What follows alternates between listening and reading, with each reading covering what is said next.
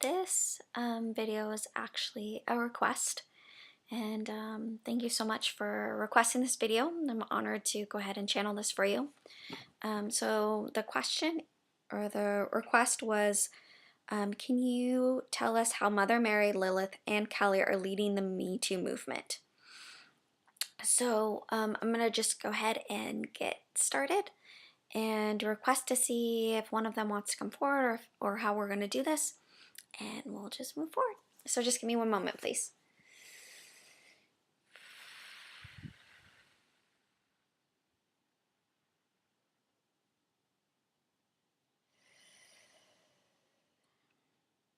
So I'm actually getting that it's Mary Magdalene, Lilith, and Kali are the three that are coming through. I'm not getting Mother Mary. It might be that this is supposed to be the video, so I'm not sure. So we'll work with those three entities instead, okay? So we're going to start with Lilith. And Lilith is saying that she's bringing anger and fire and energy and the ability for women to reject what they've been told their whole lives. She's saying that she's participating by allowing women to say no and allow their no to be heard, just to have that fire energy in their souls and say, enough is enough. We're done. We don't want to be treated like this anymore. It's happened long enough and we're tired. And she's saying, like, her energy is saying that it's time to make changes. It's time to let that go and ready to move forward. Again, she's just saying that she's bringing that fire energy, just that energy to allow for the collective to make that shift.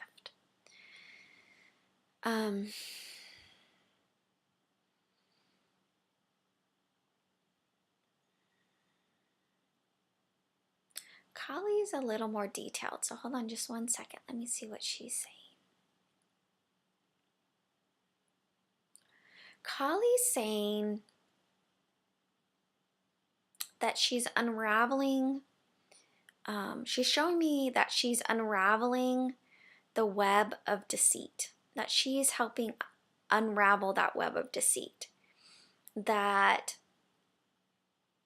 she's allowing for people that are ready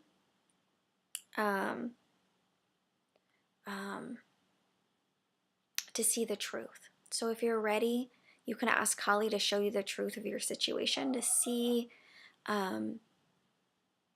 what have you been denying in yourselves that's being reflected back to you in the world. She says that she also is bringing back the remembrance that women are the queens, that women are the nurturers, they're the mothers, but they deserve to be respected. And she's saying that we've shifted on this pendulum where women have been degraded and women have been told that they're worthless and that they have no value in this society. And that so many women and men too have been brainwashed into believing that. And she's unraveling this web of deceit, the web of lies that have been told to generations and generations, so that we can start seeing the truth and seeing the sacredness of not only women but men too. Like, it's not, she's saying it's not that women need to beat down men now and that we're going to shift over and we're going to beat down men. It's not supposed to be like that. That women break their shackles off and celebrate with men, that we both are sacred, that both genders are sacred, that both genders are equal, and they both have things to bring to the table.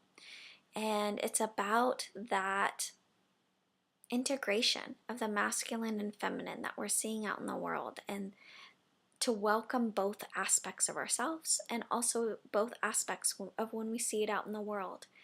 And she's wanting to remind us that this is a sacred time, a very, very special time. And those of us that are here now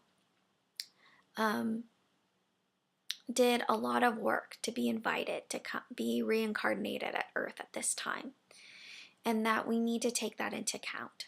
That those of us that are feeling this and the energy, that we have lived lifetimes to get ready for this one lifetime, where she's saying that humans are shifting the paradigm. And she's saying it's a chosen few that were able to come here. And so it's a huge privilege to be alive at this time. And to remember that in the mundane moments. To remember that when you're driving home from work, or when you're stuck in traffic, or when you're at the grocery store. To remember the preciousness of being alive at this time. And that remembrance of that preciousness is going to help us get through the next stage of what we need to do. And she's reminding us that when the tower falls, like in the tarot, that when the tower falls, there's a moment where it just seems like chaos and messy and yucky and awful, and things don't seem like they could get any better. But once the dust settles, and once the pieces start being moved away and the debris starts being moved away, that we can start seeing the hope that's coming through. And right now it's hard to see the hope, but feel it in your body. Remember that there's hope, and trust that everything is happening for your highest good, and trust that the universe is supporting us, because it is. And to try and stay brave, she wants us to say, or she wants me to say, to try and stay brave. Things are resolving, things are getting better, and it's just going to take a little bit more time to be patient. Just checking to see if she has anything else. And she wants you to know that the spirit world is very grateful for you and your work. And if nobody's told you today, you're doing an amazing job. And if nobody told you today, she says that you're appreciated and that you're loved and you're supported.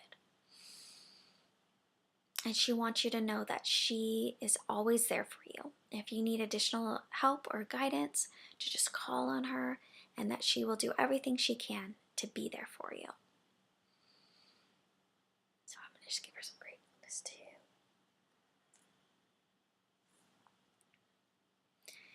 And so then the final voice that wants to come through, the final spirit that wants to come through, is Mary Magdalene. And Mary Magdalene says that it takes Lilith's anger and her feminine rage to start the tower to fall. And then it takes Kali to burn it down. And then after that is when Mary Magdalene can come in and offer love and support and the nurturing.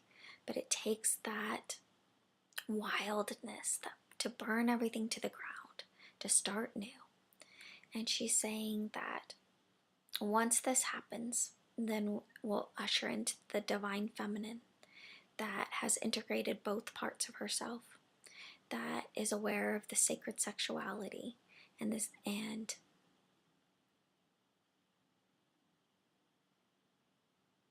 realizes the importance, the feminine that realizes the importance of spirituality in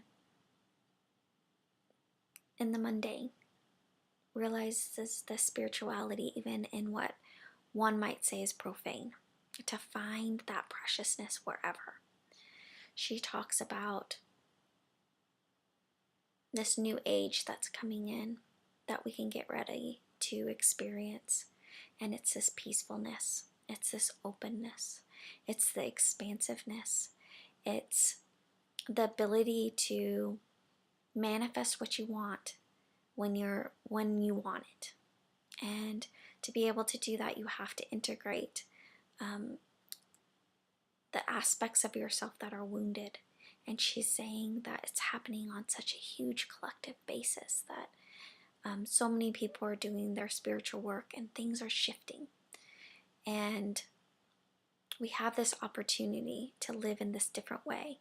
And she is harnessing that energy for us now.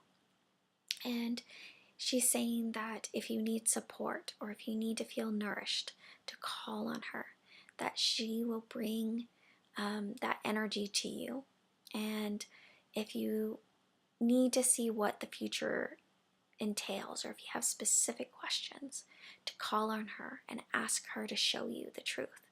And she's saying that she's willing to do that. She's also saying that she would like to wait until this process is over to go into more details about what we can expect, because we're still in the middle of the destruction part of it. And so we really need to be in that phase of our lives right now where we're seeing the world falling around us. Seeing the world falling apart around us, or what we think it is. But just to have hope. Again, she's saying hope, and that she's here, and that she's supporting us every step of this journey. So we'll do, maybe in a couple months, maybe around Christmas time, we'll do a reading just with Mary Magdalene and just check in and see how it's going. So tune in at that time. I'm so grateful for you checking in and the work that you're doing.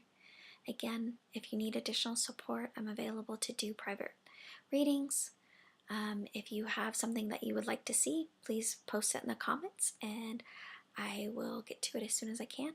And in the meantime, I send you my love and gratitude and remind you to do your self-care practices. So much love to you.